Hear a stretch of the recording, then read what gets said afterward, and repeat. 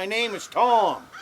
I come to you from the Rustic log cabin in Northern Maine. Welcome to my woodshed tonight. It's not an accident that we find ourselves out here in the woodshed tonight. What I want to talk about is tinders for building a fire. And especially if you're going to be building a fire with, a bow drill, flint and steel, a ferro rod. I love to watch the show Alone. If you don't know what that is, it's a bunch of contestants go out in the woods and thrive on nothing. Try to. Some of them have a ridiculously hard time to build a fire with a ferro rod. And that's kind of what I want to talk about right now. We don't need to talk about flint and steel right now. I want to talk about the ferro rod. If you are new to the outdoors and all of that, a ferro rod is something that I always keep in my backpack. It's always on my person. I have one that I hang around my neck because they are very, very dependable for building a fire. But why do people have such a really difficult time using one? The problem is their tinder. It's not the ferro rod. It's the mentality of, and I don't know where this comes from, but you hear it a lot on them shows as well as on YouTube videos. People that are having a hard time, well, I'm just going to strike it enough and hopefully it'll dry out my tinder so it will take a spark. Stop doing that. I mean, I've seen them take hours and hours and hours and hours on the show Alone to get a fire built and still can't get it going. It's your tinder. Your tinder is wet. What you're trying to light is wet. So stop doing it. If you have to strike that ferro rod more than 3 times, your tinder is wet. 1, 2, 3. If there ain't no fire, your tinder is wet. Come up with a different tinder. Don't try to play with what you got. That's wet. That's ridiculously wet. It's not going to work. So hunt around, find some.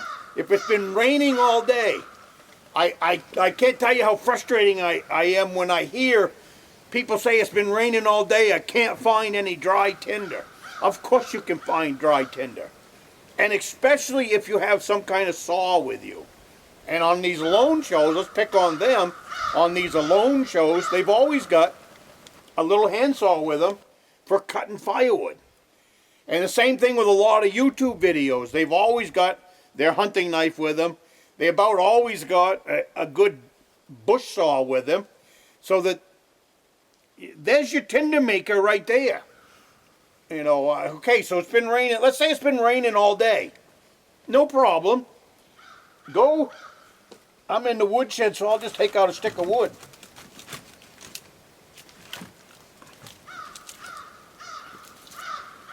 Go find yourself a dead tree about that big.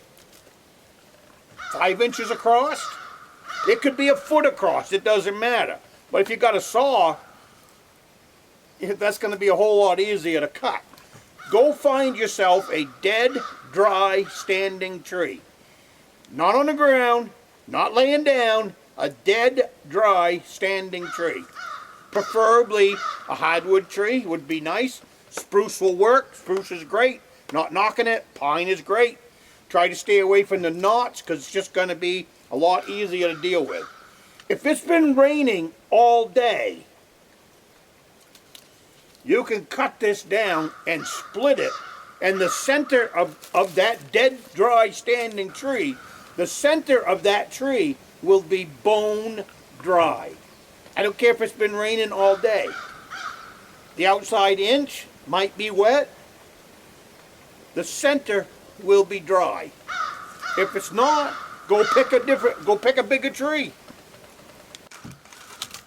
Go pick a tree that's 8 inches across. Then use your axe to split it in a dry place if it's raining and you go cut yourself that tree and you split it out in the rain, you're going to make the interior wet. So don't do it. That's just plain lack of common sense. This is a time for you to put your common sense in high gear and think. Go find yourself. If you got a tarp with you, if you're on a trip where you have a tarp, or if there's some place where you can go find a big tree. Go find a big fir tree or a clump of fir trees and get down into the center of them where you can stay dry.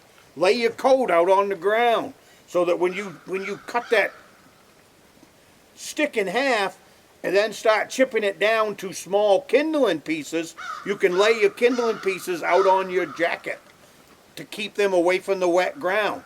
You've got to keep them dry. And then from there, you can take your hunting knife, the back side of your hunting knife, and start making what's called mire dust. Start scraping them little sticks so that you can make some mire dust. Then, after you get a good, healthy pile, let's say the size of a tennis ball, size of a baseball, size of a ball. You got that much mire dust made up. Then make yourself some little fine kindling out of that same stick, only from the center, only from the core that's dry. And now get your ferro rod, take your ferro rod out now, and hit that mire dust with 3 strokes on that ferro rod. Throw your little kindling on there, and you're going to have a fire. And that's on a very, very rainy day. So if you're watching a YouTube video and you're taking your advice from them kind of videos, stop doing it. If they can't build a fire on a rainy day, you're never going to pick anything up from that channel that will save your life. Period. Because they don't even have the basics down. The basic is being able to build a fire anywhere, anytime, under any conditions.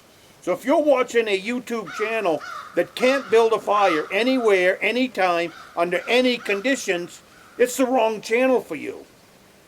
Common sense ought to tell you that. Anything else that everything else you're watching on that channel should be suspect. Should be suspect for not knowing what they're doing, not knowing what they're talking about, and not knowing how to do the basics, which is building a fire. So that's one way. The other way is being prepared. And when I walk through the woods, if I come across, up here it's white birch bark. If I come across some sap on the side of a fir tree, I grab it. You don't walk anywhere with blinders on in the Maine forest if you're out there for the day. If you're walking around with blinders on, you need to rethink your common sense to when you're walking around. If you come across a good healthy piece of bark, birch bark, shove that in your pocket. You don't know, you might get lost later, or you might end up getting hurt, who knows? Shove that in your pocket. If you see some sap, shove that in your pocket. And I got fire videos up the yin-yang on this channel. So go find my playlist on building fires, and every one of these techniques are in there. You know, 900, we're over 900 videos now in this channel. A good majority of them were on building fires. There's a great video in there on building fires straight out of a bucket of water. So I'm pretty tense on this building fires because it's the only thing that's going to keep you alive if you end up getting stranded in the middle of January in the middle of the woods in the state of Maine. So that's my thought anyways. But I wanted to get that in there because so many YouTube channels the mindset of if I can get a fire going. There is no word in if. There's no word for building a fire if. You got to get a fire building. You got to get a fire going. That's just plain and simple. I can honestly say, in the 50 years that I've been in the woods, I never even heard of that before, if I can get a fire built. until YouTube came around. And I'm here to help you. Don't think I'm not. I'm not trying to be gruff. I'm just trying to set you straight. Stop watching these channels that have the word if in them, if I can build a fire. Number one, they're making it sound worse than it is, trying to scare you how big and bad it is to be able to get a fire built in the woods. It's not. The woods is filled with materials. You know, I just don't know what else to say to that kind of myth building channels. They up and down, up and down. It's the most difficult thing there is to do is build a fire. You can go out in a northeaster in the state of Maine, tromp around in the dark until you find a tree and sit down and build a fire under it. Guarantee it.